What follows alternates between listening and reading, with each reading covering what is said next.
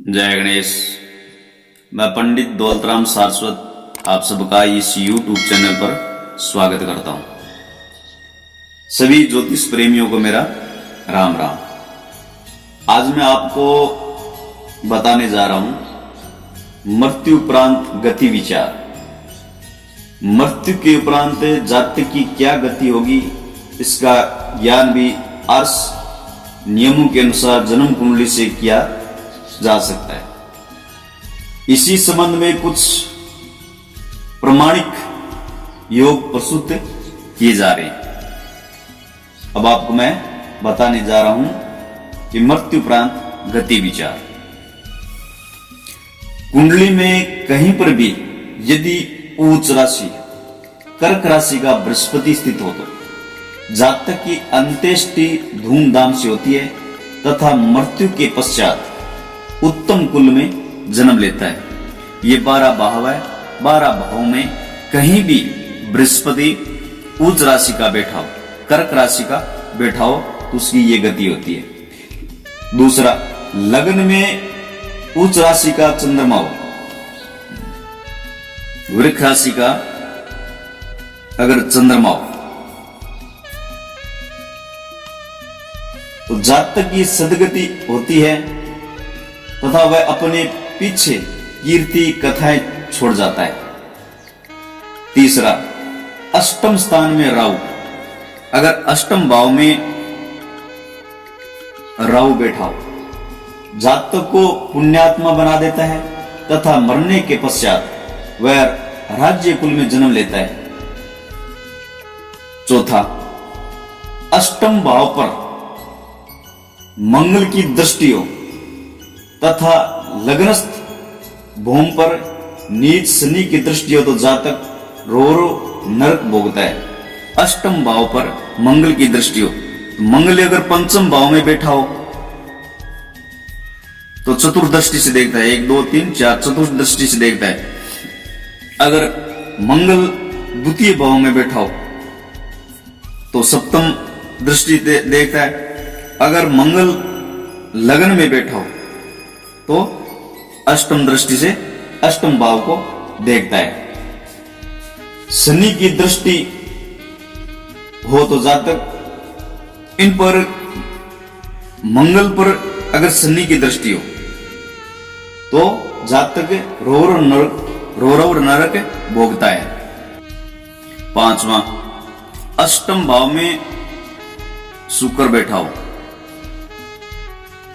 और इस पर गुरु की दृष्टि हो तो गुरु अगर चतुर्थ भाव में बैठा हो तो पंचम दृष्टि से देख रहा है और सप्तम भाव में द्वितीय भाव में बैठा हो तो सप्तम दृष्टि से शुक्र को देख रहा है।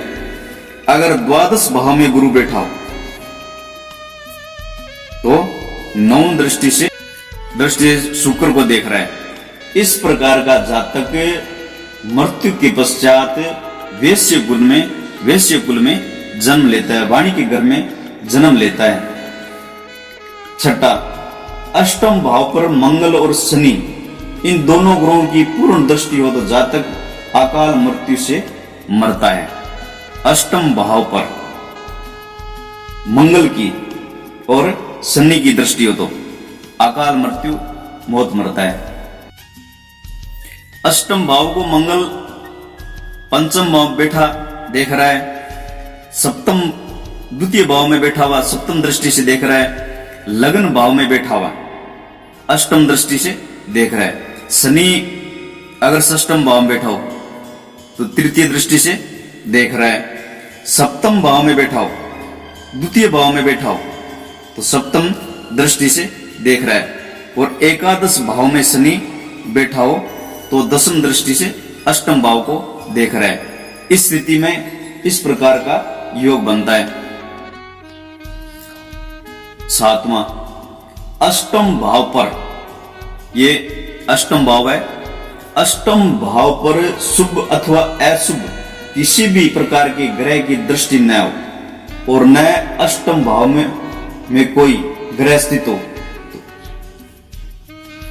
तो जातक ब्रह्मलोक प्राप्त करता है। 8वां, लगन में चंद्र गुरु, लगन भाव में चंद्रमा और गुरु, चतुर्थ भाव में तुला का शनि, ये चौथा भाव है तुला राशि का शनि। सप्तम भाव में मकर राशि का मंगल, मकर राशि का मंगल वो तो जातक जीवन में कीर्ति अर्जित करता हुआ मृत्यु उपरांत ब्रह्मलीन होता है। लगन में गुरु, नौवां है, लगन में गुरु उच्च का बैठा हो, कर्क राशि का गुरु बैठा हो और गुरु पूर्ण दृष्टि से चंद्रमा को देख रहा हो, तो गुरु पंचम दृष्टि से पंचम भाव को देखता है, सप्तम भाव को देखता है और नवम भाव को देखता है। अगर गुरु पूर्ण दृष्टि से चंद्रमा को देख रहा हो और अष्टम भाव में कोई भी ग्रह ना हो, रिक्त हो, तो जातक जीवन में सैकड़ों धार्मिक कार्य करता है तथा प्रबल पुण्यात्मा एवं मृत्यु के उपरांत सदगति का अधिकारी होता है। 10वां, अष्टम भाव में मकर राशि या कुंभ राशि हो और इसको शनि देख रहा हो। षष्ठम भाव में बैठा हुआ शनि पूर्ण दृष्टि से देख रहे हैं। सप्तम भाव में बैठा हुआ शनि, द्वितीय भाव में बैठा हुआ शनि सप्तम दृष्टि से अष्टम भाव को देख रहा है। एकादश भाव में बैठा हुआ शनि दसम भाव से पूर्ण दृष्टि से देख रहा है। इन भावों में अगर शनि बैठा हो और अष्टम भाव में मकर या कुंभ राशि हो तो जातक योगी राज पद प्राप्त करता है तथा विष्णु लोक प्राप्त करता है। 11वां, यदि जन्म कुंडली में 4 ग्रह उच्च के हो, जातक निश्चय ही श्रेष्ठ मृत्यु का वर्ण करता है एवं पीछे अक्षय कीर्ति वर्ष स्थापित कर देता है। 12वां, एकादश भाव में सूर्य बुध हो, 11वें भाव में सूर्य और बुध हो, 9वें भाव में शनि बैठा हो तथा अष्टम भाव में राहु हो, तो जातक मृत्यु के पश्चात मोक्ष प्राप्त करता है। अगला सूत्र है, द्वादश भाव में शनि बैठा हो और इसके साथ में राहु या केतु हो। शनि अष्टमेश हो और षष्ठम भाव का मालिक द्वादश भाव पर दृष्टि डाल रहा हो, तो जातक के मरने के बाद दुर्गति पाता है, असदगति प्राप्त करता है। अगला सूत्र, लगन में गुरु बैठा हो, गुरु लगन में बैठा हो और सप्तम भाव में शुक्र हो, कन्या राशि का चंद्रमा द्वादश भाव में कहीं भी कन्या राशि का चंद्रमा बैठा हो और धनु लगन में मेष राशि का नौमास हो, तो जातक मृत्यु के पश्चात परम पद प्राप्त करता है। अष्टम भाव को गुरु शुक्र और चंद्र तीनों ग्रह देखते हो, अष्टम भाव पर तीनों ग्रहों की दृष्टि हो, तो मृत्यु के पश्चात श्री कृष्ण के चरणों में स्थान प्राप्त करता है, ऐसा आर्य ऋषियों का कथन है। आज आपको मैंने मृत्यु उपरांत गति विचार कुछ बातें बताई, तो ये जानकारी आपको कैसी लगी आप अपनी राय जरूर देना और इस चैनल को सब्सक्राइब करना, और जिसने कर रखा है उनको बहुत बहुत धन्यवाद।